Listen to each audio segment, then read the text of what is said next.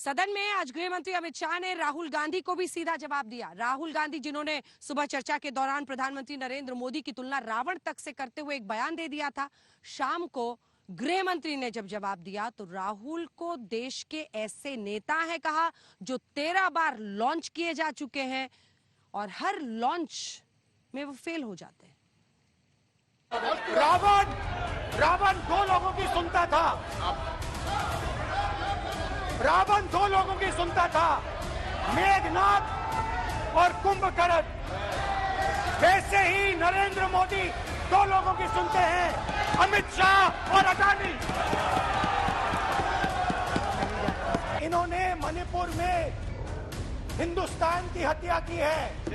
संसद में अविश्वास प्रस्ताव पर चर्चा के दौरान 2024 के चुनावी घमासान की झलक देश ने देखी। ये अंदाजा लग गया कि अगले साल होने जा रहे आम चुनाव के लिए दोनों तरफ से भरपूर तैयारी की जा चुकी है।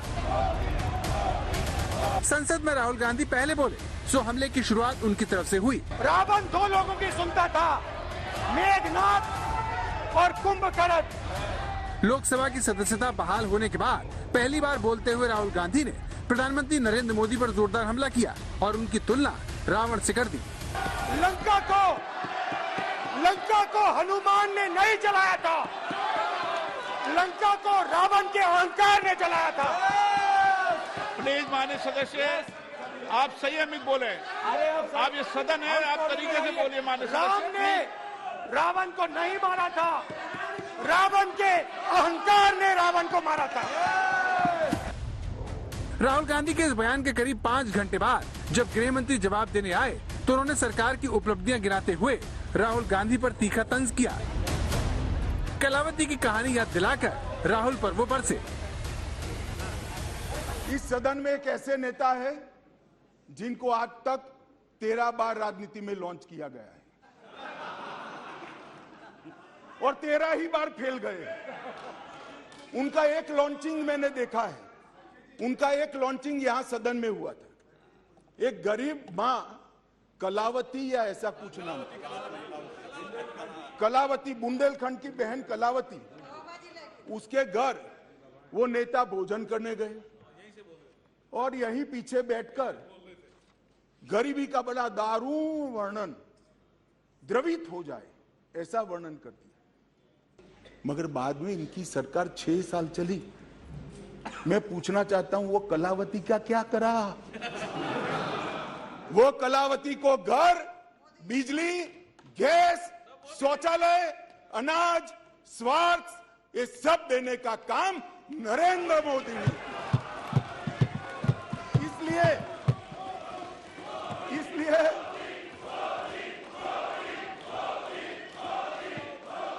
इसलिए जिस कलावती के घर पर आप भोजन पर गए हो, इसी को भी मोदी जी पर अविश्वास नहीं है।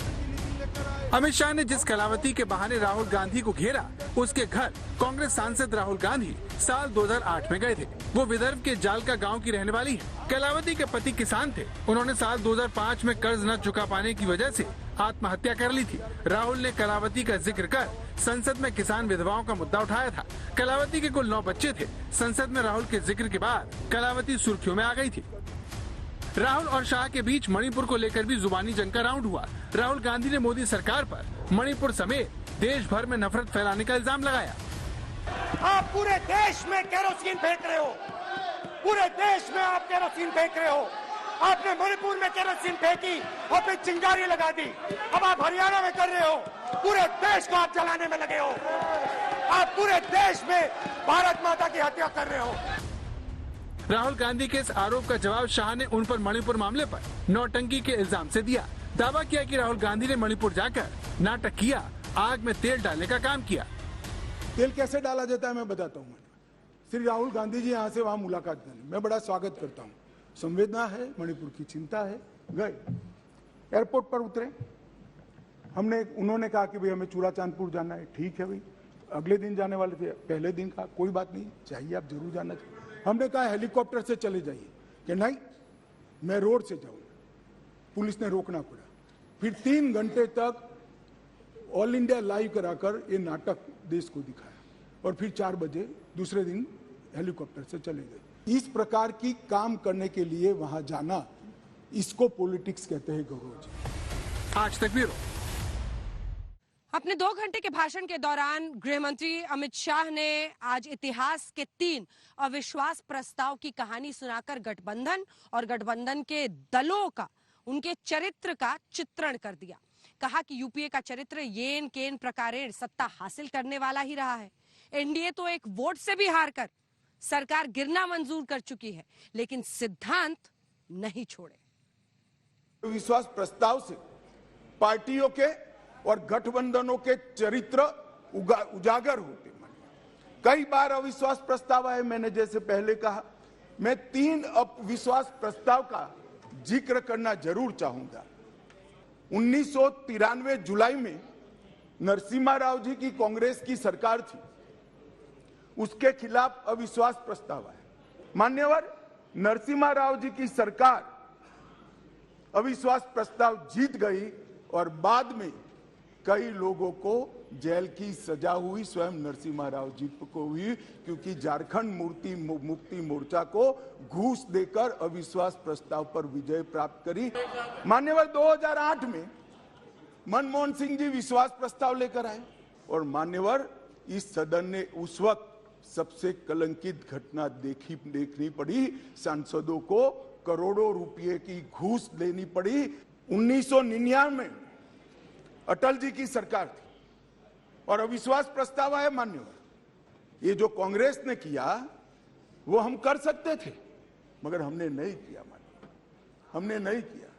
हमने हमारी बात रखी। देश के प्रधानमंत्री अटल जी ने इसी सीट पर बैठकर अपनी बात रखी संसदों के सामने और जो कहा कि संसद का जो फैसला है मैं सर पर चढ़ाऊंगा, हमें कोई आपत्ति नहीं। मान्यवर सिर्फ एक वोट से सरकार गई, सिर्फ एक वोट से।